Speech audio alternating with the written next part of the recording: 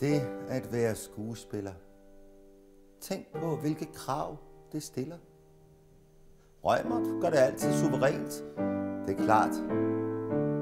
Men alle spiller jo komedie for hinanden, og det ved jeg godt, at det er ikke særlig pænt.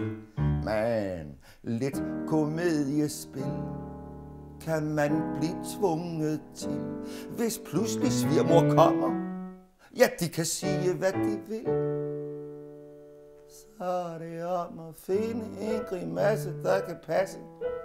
Det er det samme, hvis min chef og direktør siger, Osvald, kom og sæt dig ned, så skal du få en vittighed. Og så siger han en, som man har hørt 7-8 gange før. Så er det om at finde en grimasse, der kan passe.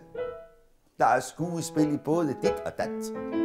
Går man i seng, så visker konen ømt og inderligt i tonen. Alfred, elsker du mig stadig, lille skat? Så er det bare om at finde en grimasse, der kan passe, og så hurtigt slukke lyset og godnat.